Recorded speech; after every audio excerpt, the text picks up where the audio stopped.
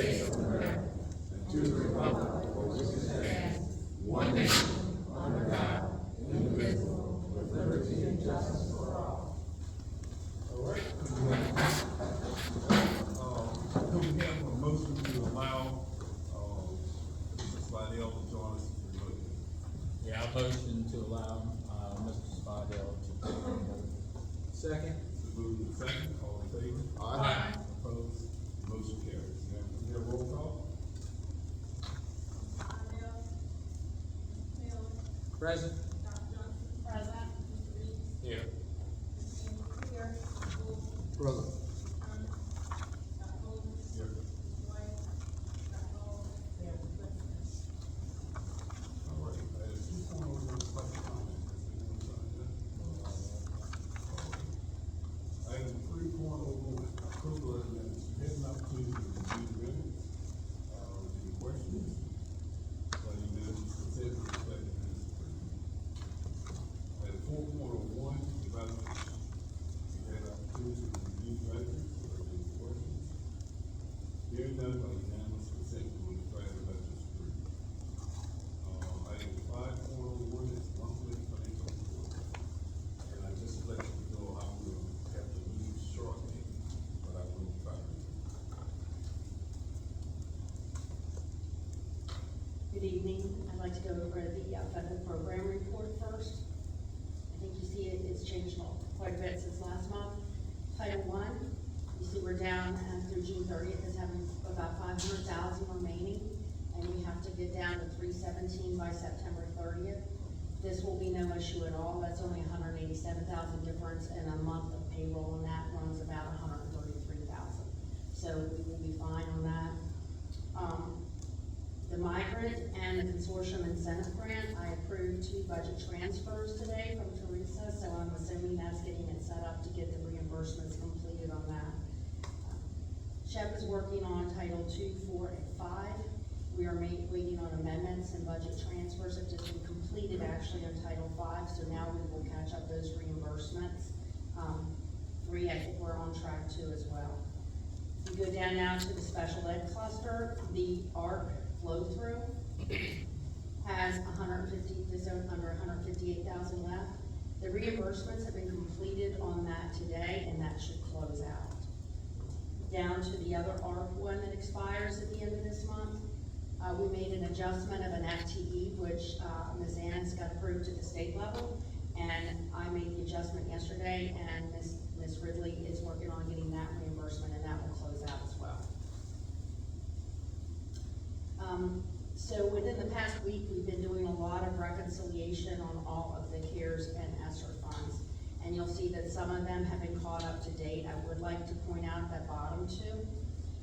These have been caught up through June 30th. There is no way that this will be spent, and there's no way to make an amendment such that it can be spent. It has to be spent specifically on summer school or after school.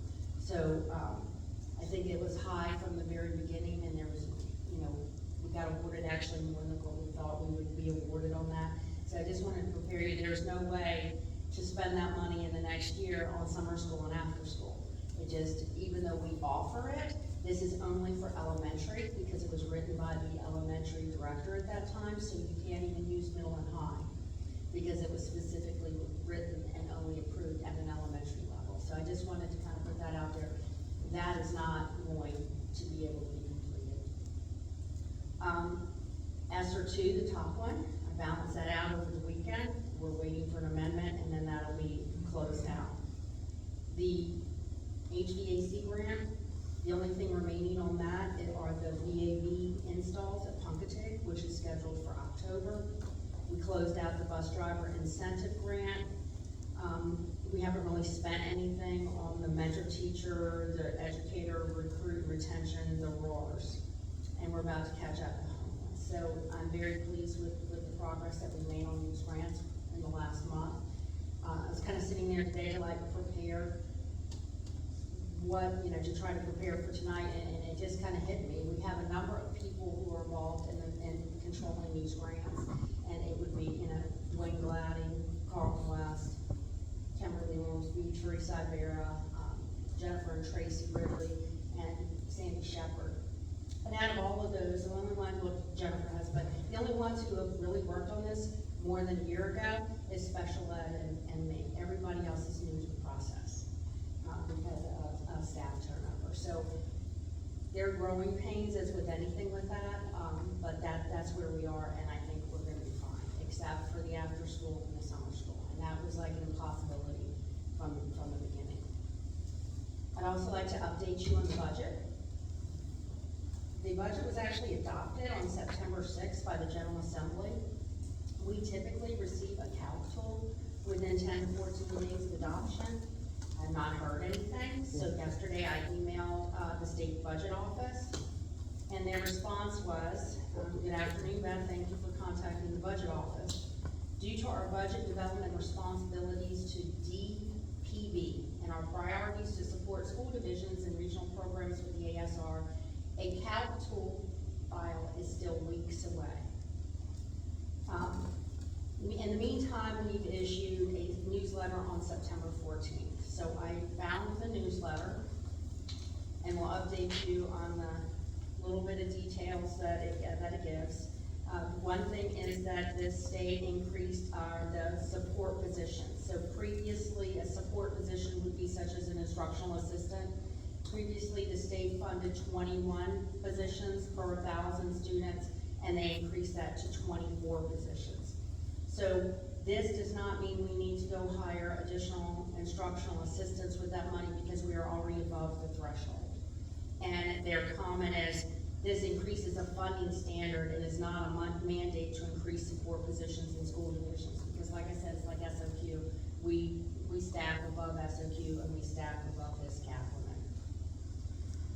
They've added $418 million in all-in, and ALL is an acronym, the initiative. It's one-time state per pupil funding for the implementation of the Virginia Literacy Act, learning loss, and additional operating and infrastructure report.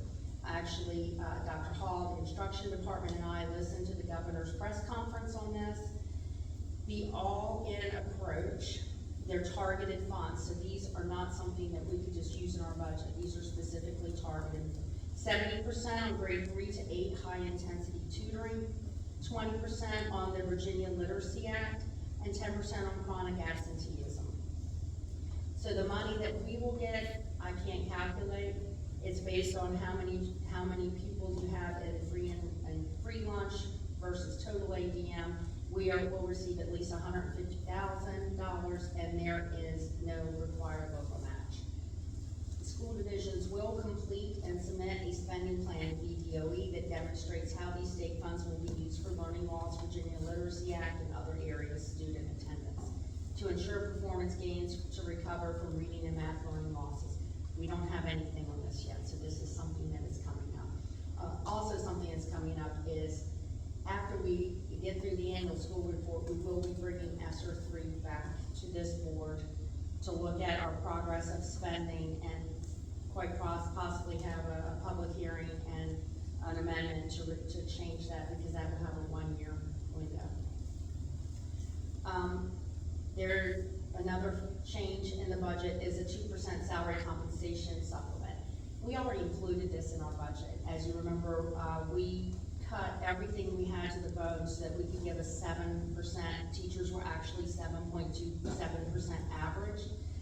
There were a number of reasons for doing that. We felt that 7% would pass. We didn't want to issue a contract at 5%, go back and issue a new contract. So we have already included this. And I would like to point out that we included ours effective July 1st of 2023, and it does not have to be effective until January 1st of 2024. So not only did we include it already, we included it 6 months before we needed to. This board also made the decision when we received the one-time distribution, AKA COCA, but not really COCA, that we continue to fund that in this FY24, even though we did not know if we would be receiving money for it. We will be receiving, but it is not COCA. It is once again a one-time distribution. They now have the JLARC report, which our county administrator did not feel too comfortable with us having continued success on this, but I talked to Rob Loxam last night, and he was hopeful. He had a lot higher aspirations. We, of course, with the 7%, we have to have local matching funds, which would more than meet that by giving it 6 months ahead of when we have to do. So that's the bit of budget update I have. We won't be adopting any changes in the budget until we get a capital. So, when we do, I'll bring it back. And I do want to thank you and your team for staying on top of the federal, appropriations, because that's very important that we use it, and I know y'all have worked diligently to try to do that. So, say thank you. Are there any questions on the room? All right, thank you very much. All right, item 5.2, special.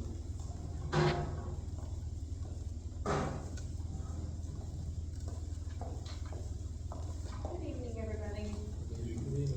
Just want to give you some updates. We're very excited to announce we're gonna host a Special Olympics. We're gonna do 2 this year. The first one's gonna take place October the 13th at Nandua High School. It's gonna be called a Big Feet Meet, because they do little feet meets and big feet meets. The Big Feet Meet will be all secondary schools, and the ones that have regional programs, so like Nandua Middle, Nandua High, all students are bused there for the regional programs. So it's those 2 schools, and it's actually 5 classrooms total that will participate. And so, what happens is we take a child with a disability who qualifies, that would be from those 5 rooms, and they're paired with a buddy. And so everything they do for the day, Special Olympics funds, like their t-shirts, the little ribbons that they get for the events that they compete in, and things like that. But every child gets a buddy, they go through the activities. This afternoon, we actually met on the track and tried to map out where the 16 events are that we're gonna do. We figured out where the porta potties are gonna go, where the tents are gonna go for the classes, and just tried to map a lot of things out this afternoon. We do have a lot of community support for this. We've got the police department involved, the fire department, a lot of local restaurants and businesses have made donations, the Kiwanis Club. So what our goal is, the kids will receive a pizza lunch, and they will have like an apple slice, carrot sticks, things like that. The carrot sticks and apple slices will come from food service. The pizzas will all be donated from local pizza businesses. The staff that work the event will all have a bag lunch from Hardee's that's been donated. The Kiwanis Club has purchased cookies from Subway for everybody. So just a lot of different people involved and a lot of different donations. What else? So where it's gonna, this one is gonna be at Nandua High School, so their band will be on the bleachers playing music and things like that. When the kids arrive and get off the bus, the cheerleaders will cheer them on.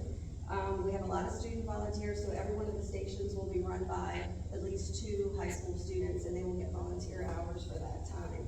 The Arcadia High School Color Guard is gonna come to be part of the opening ceremonies. And the nice thing is Nandua High School's Badger program, the building trades, he is building Olympic rings for us to have, a big set. We're hoping to be about 6 foot. Today, or yesterday, we went and saw how they're kind of mapping out the rings with the wood and bracing them off and everything. So they will make the Olympic rings, and then the welding class at Arcadia is making us a torch. So it's nice that everybody's kind of all hands on deck for that. I will say this is not a public event. It's just a school event because we don't want the public coming because of the students involved and whatnot. But I'm asking for all of you to please mark your calendar, because we'd love you to be part of the torch ceremony and the opening ceremony. So on October 13th, it does begin at 9, and it will last until 12:30. We hope to be cleared out of there because it is homecoming that day at Nandua. So we gotta make sure everything is cleared out and cleaned up for them to be able to set up for homecoming. Does anybody have any questions? That sounds great. Thank you very much. Well, do you have a date for the Little Feet one? Little Feet Meet will be April 19th, and it will be at Arcadia High School. And we will use some of the Shinkatig students and Arcadia students, so that way all schools get involved in giving the volunteers. And then like their cheerleaders will, so we'll make sure that everybody kind of gets involved. But the Little Feet Meet for elementary will be at, Arcadia on April 19th. Thank you. All right. Item 5.03, C8 members of bylaws. So all I'm asking tonight is I've submitted to you all the list of the parent reps every school principal submitted a parent rep for their school.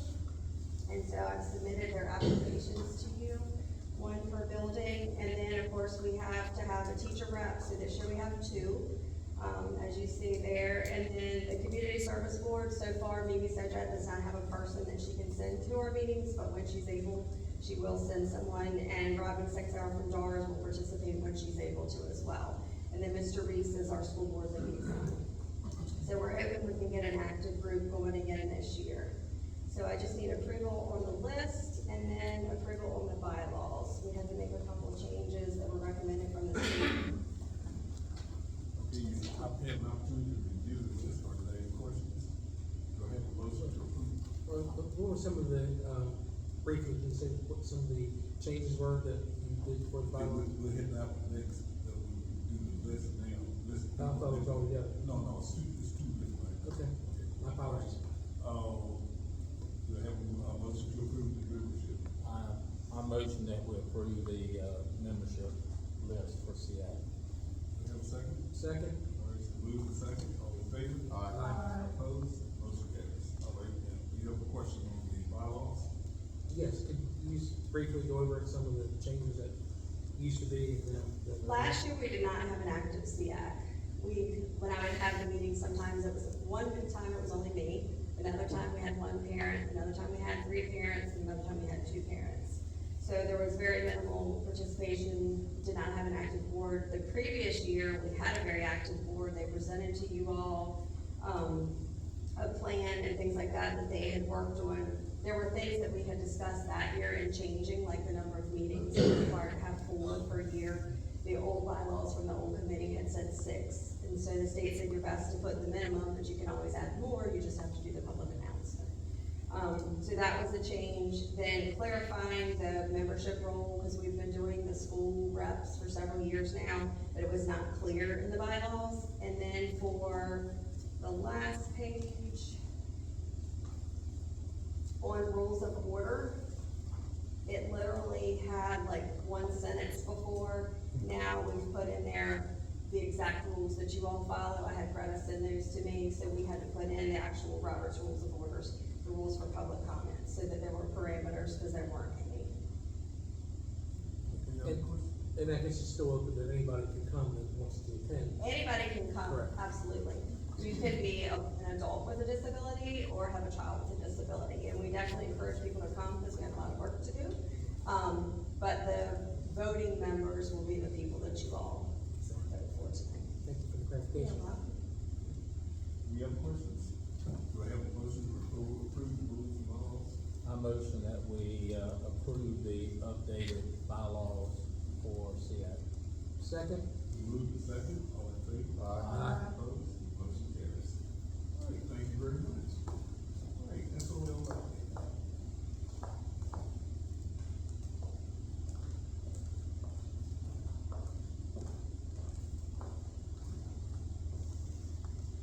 Good evening. Need I love it. I promised you guys I would be back, and I'm here. So I wanted to give you guys an update on what's happened since the beginning of August. Okay, so this chart we've updated as well. So academic achievement English, we're still at 10 schools in green, 1 in yellow.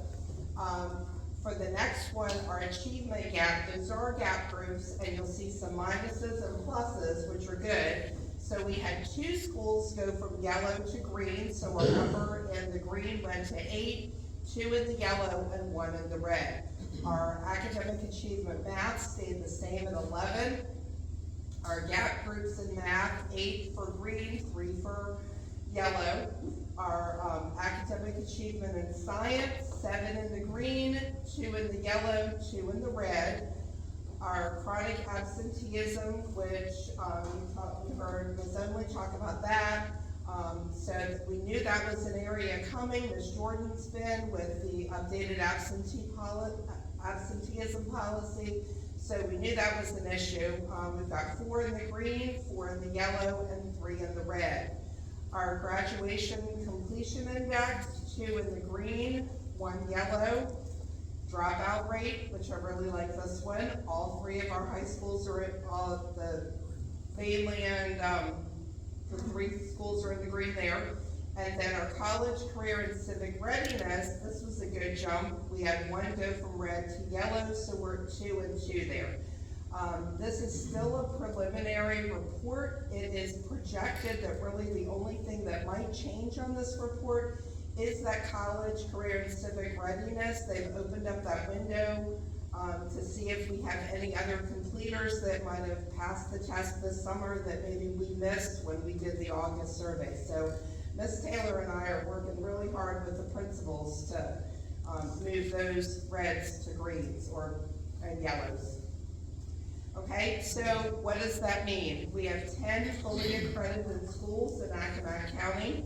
We have 1 Arcadia Middle School that was accredited with conditions. When we resubmitted data in August, some of their areas, their gap groups in English and math did change some, but it wasn't enough to push it over to the yellow or to the green column. However, with some strategies that we're going to put into place this year, that's going to be our focus, is to get Arcadia Middle School accredited. That's a great staff, good students, parents, so that will definitely be our focus, is working with them to provide support for them. Okay, last week the Virginia Department of Ed put out their school quality profile, so I wanted to be able to discuss with you guys how do we look compared to all the other counties in the state. So the English reading pass rate, we stayed 67% pass this year. We were the same. I'd rather say go up, but if we stay the same, that's good. The state is at 73. The writing pass rate went down 1, but the state's only at 65. Now that writing pass rate, we're going to see some changes in this year because only the 11th graders are going to take that writing test. We've got 1 class of English 8 at Neantua Middle, but the rest are just going to be 11th graders because they're going to integrate a new test for the 8th grade and 5th grade for writing. So that will be in our accreditation. So I'm interested to see how that writing rate will change. The math pass rate, we went up 3 percentage points, 66, the state's at 69. Science, we're at 63, the state's at 67. We know we've got 2 schools in the red for science, so we know that's an issue. Our diploma status, ours are kind of flipped with the state. For advanced, we're at 37, the state's at 51.5. For a standard diploma, we're at 50.8, they're at 40.4. So when they come out of high school, we want them to, our goal is for them to get a diploma. If they don't get a diploma, then I want those kids to have a GED. Because if they don't fall into one of those 3 categories right there, they go right to the dropout rate. So our dropout rate is 5.6, a little bit higher than the state's. Our graduation rate, I was really happy with this one, 87.8, and we were up 3.4%. So overall, we know we've got some work to do, but that gives you a comparison as to where we are compared with the state. So what are we gonna do? We know we've got issues. Ms. Oakley talked about it. I happened to be in that group that saw that press conference. He said he wanted intense remediation and tutoring, and I heard Dr. Hall say, we're already planning that. We're ahead of him. We know what we're doing. So Dr. Hall and Ms. Taylor and Ms. Farrell were already on that, so we've already got the ball rolling for the Saturday Success Academy and for the after-school programs. Attendance policy, Ms. Jordan presented those, and you guys updated those as well. One of the things we know works is parental involvement. I'd like to give a shout out to Becky Haney for the great job that she did with Parent University, because we did have some parents involved with that. And of course our bookmobile. It is so nice to ride up and down the shore and see that bookmobile out. We know if the kids are reading, it's going to build comprehension and it's going to decrease that learning loss as well. Protocols to make sure our data is entered. The state can only pull from our data. If our data isn't incorrect, we're going to get incorrect results, and we don't want that. So we've laid out plans, working with other departments to make sure that's correct. And then once we get the data, our elementary and middle schools are doing growth tests. You know, what are we gonna do with this growth test data? Well, we've gotta look at it and see what we need to do. Do we need to realign pacing guides, the blueprints? The science is changing over from the old standards to the new, so we're kind of in what we call a crosswalk. We're crossing from one end to the other. So we need to make sure that our instruction and what we're doing aligns with that. And of course, instruction has to be at full potential. I know Dr. Hall and Ms. Taylor and Ms. Harrell have been out in the buildings talking to the principals, so there's another way to look at instruction and see what's going on in each individual school. One of the things that we instituted this year was each principal has in their hands the list of 2024 graduates. It starts when they come into ninth grade, and it tracks every single kid that rolls from the 8th grade to the ninth grade. So we want to know if they're not still enrolled and they're a dropout, what are they doing? Did they go get their GED? We need to make sure that's coded correctly. Maybe they moved to Florida and Florida never wanted grades because they took their report card. So we're basically tracking down kids, seeing what's going on. So that's something new that came about early in the year, so we've got a year to find these kids. And of course, our college, the civic, and career readiness factors, getting the kids out for internships and making sure that we know what that category entails. Okay, coming to you with testing, accreditation, and guidance, because you guys know how much I love guidance. So just to keep you guys informed what's going on, our 3rd through 8th graders are in the middle of growth tests right now. So once these tests are completed, that's the data that we're going to take a look at. We'll be able to do tables, we'll be able to analyze that data and see what we need to do with our instruction. The SOL English writing test is coming up for our 11th graders in October. In coordination with Virginia College Week, we'll be working with our seniors applying to Virginia colleges. We also have a career fair for our 11th graders, so that's a great week out in the schools. So if you have a chance to visit, that would be great. We are sending 3 counselors to the Virginia School Counselors Association Conference to gather information to give them professional development that applies to them. And lastly, throughout November and December, I will be out at every single one of the schools doing some data analysis with the teachers and showing them resources that they can use, how to do the practice test online, so that the kids are better prepared when they sit down to take that test. Okay, and are you, more time, Greta. There you go. So I'm gonna ask you the same question that Governor Youngkin asked us in the press conference. Are you all in Virginia to help with attendance, literacy, learning, and keeping our commitment and dedication to our students in Accomack County? So I appreciate your support, and if you guys would like to have me come back, I will be back. Does anybody have any questions? Yes. I have a couple questions. Absolutely. On your slide, the ACPS action plan, can you go back to that, Brenda? Absolutely. This may be a question for you or maybe for Dr. Hall. I know I had a lot of questions regarding the, I guess, the attendance policy. Okay. And are we gonna maybe send something out again to the parents to make sure they understand about after they miss the 5th day? That, you know, regarding verified and unverified? It went home in the handbook that we put out. That was one of the other things that Dr. Hall, that was another one of her initiatives, was to change that handbook, and so we put it out in there. Yeah, I know it's in there, but right. I've got a lot of calls from parents still questioning. Right. And I don't know if there's something else that maybe we can do for the parents in the schools. Pardon? Okay, great. And here's my thing. When we open those lines of communications, we can't do enough to let parents know. So maybe they're not reading Facebook, and maybe they're not reading that book. So anything that we can do to communicate to those parents, I'm all for. And I know that we have Dr. Hall's support 100%. And then, one other question, it says increase parental involvement. Do we have any ideas what we're gonna do to, I know we did the, parent university, which is really great, seems to be a great job. What other things are we gonna be planning on doing? Do we have any ideas yet, or still in the works? We have we have a task force, so I'll talk to, we've got a task force that's coming about.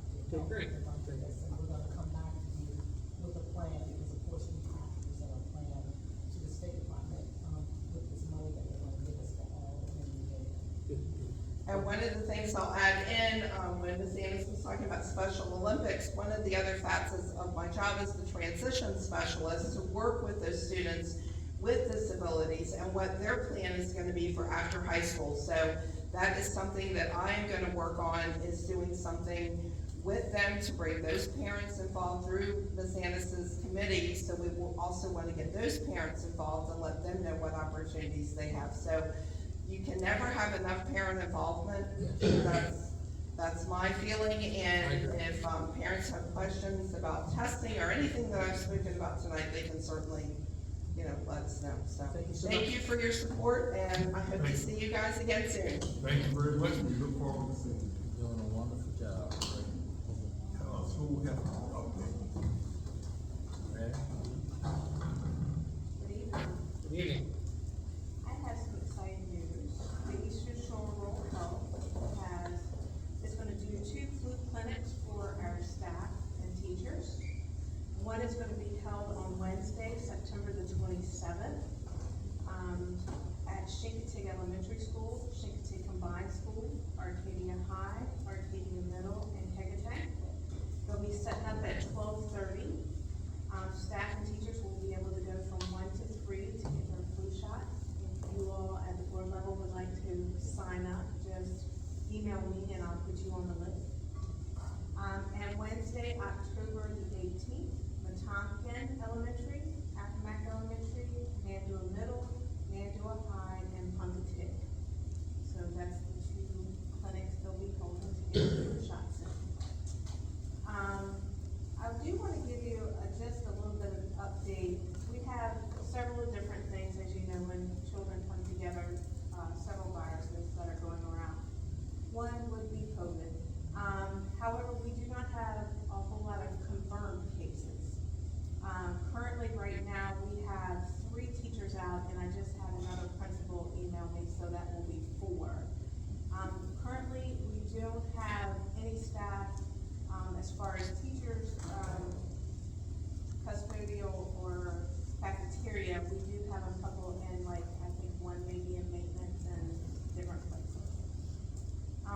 Students, we have 2 at Accomack, none at Arcadia, 2 at Arcadia Middle, 3 at Chincoteague Combined, 1 at Chincoteague Elementary, 1 at Hecate, 1 at Wetumpka, 1 at Nandua High. We do have 6 at Nandua Middle, but they're not in the same group, they're in different areas, and 1 at Punta.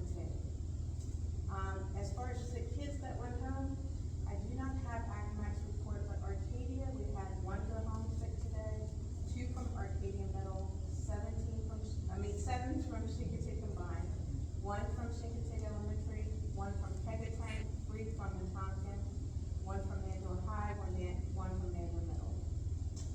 So that's where we are with the COVID. Anyone have any questions? Please, John. Just a request, you've been kind enough to give us, the data in writing before, could you email? Oh, yes. Sure. Thank you. Anyone? Thank you, Ms. Barr. All right, next item up is 6.01, superintendent's report. Okay, I don't have a whole lot for you tonight. I would like to first introduce our new HR director, Mrs. Stan, Mrs. Beth Woodlock, coming to us from some of you. She hit the ground running. That's good. Also, tomorrow at 5, I will be giving a, State of the Division, presentation to our board of supervisors. And also, getting back to the all-in, the initiative by our governor,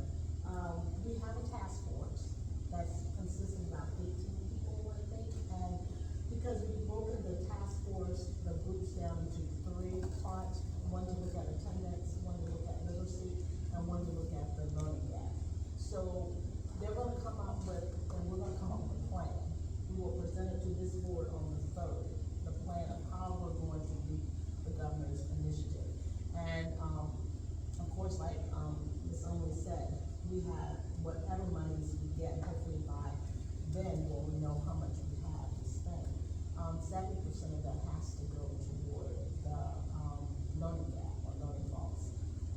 20% goes toward literacy and the Virginia Literacy Act, and the other 10% will go toward truancy.